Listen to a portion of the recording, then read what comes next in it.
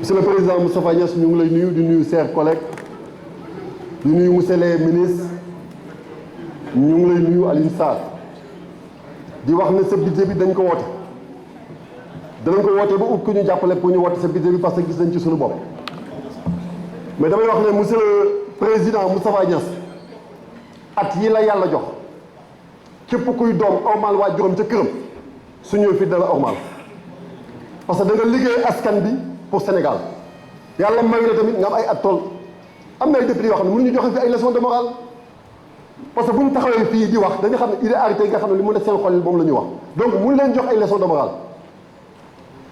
le président Seck wax dafa wax dëgg su ñu yóbbee conseil d'administration ci benn département nga fekk fa ay cadre ñuy liggéeyal Sénégal di liggéeyal réew mi boo fa yóbboo politique amoo fa place compétence dañ ko soxla loolu tax ñu wax ñun politique moo ñu fa andi ku nekk da nga am base mbëkkante ba ñëw assemblée nationale mais nag le pays a besoin de cadres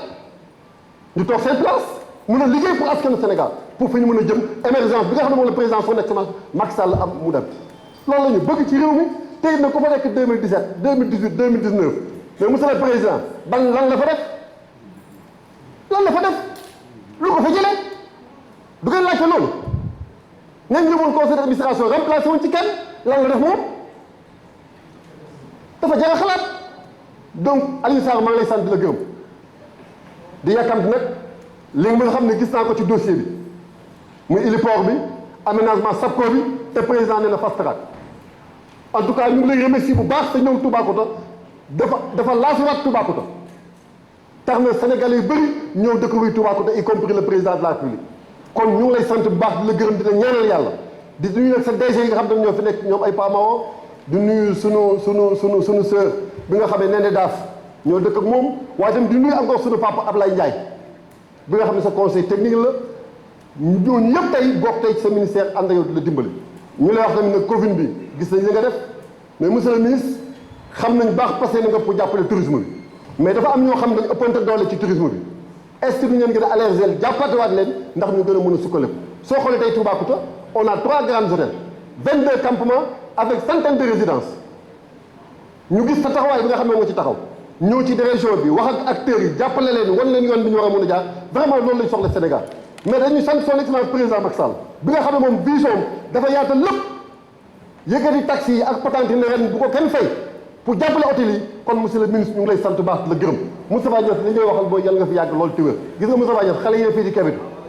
dañuy wax rek lu ñu fi wax ñu tontu leen yow da nga liggéeyal Sénégal ba Sénégal am fierté ci yow fii nga toog tey at yi nga am tey ku ko fi am amu fi kon nag ñoom ñi respecté seen bàyyi ci kër gi bu ñu demee respecté bàyyi jàmm parce que ku respecté sa bàyyi commencé ak sa bàyyi da nga ko respecté je vous remercie. Honorable collègue, la parole est à notre collègue Aliou Kébé qui sera suivi par notre collègue Amady Gadiaga.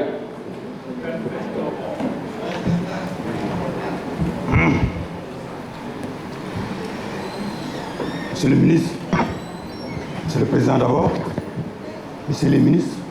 recevez mes salutations distinguées avec vos collaborateurs. dama ne doomu aadama boo demee ba nekk kilifa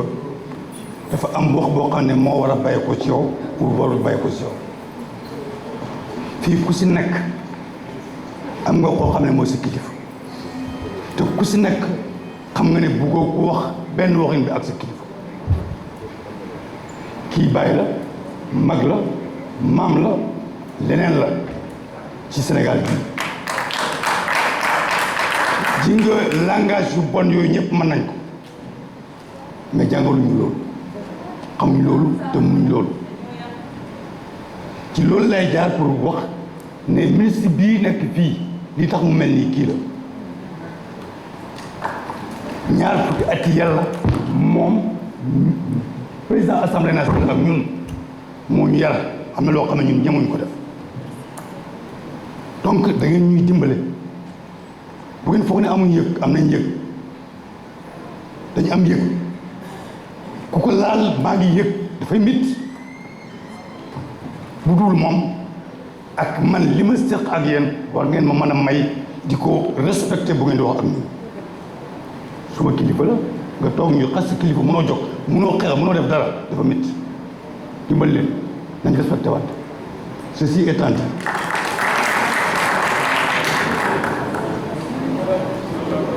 ma collègue, se moquant de moi gentiment, m'a dit, mais monsieur le député, qu'est-ce que vous allez dire du transport aérien et du tourisme à Keur Madiabel? C'est vrai, c'est une belle question. Mais je lui ai dit que nous avons déjà un héliport. Ça veut dire que nous recevons des hélicoptères à Keur Madiabel. Et nous pouvons, les années à venir, penser que Keur Madiabel sera développé jusqu'à avoir un aéroport. Aussi, pour le tourisme, je l'ai dit que nous pouvons compter sur un tourisme écologique et pédagogique. Je vais expliquer. Tourisme écologique, monsieur le ministre, vous le savez, nous avons la plus belle réserve de biodiversité de la région de Kaolack. Il y a toutes les espèces végétales et de la faune sur place. Demain, les élèves, les enseignants, les professeurs, les chercheurs pourront venir sur place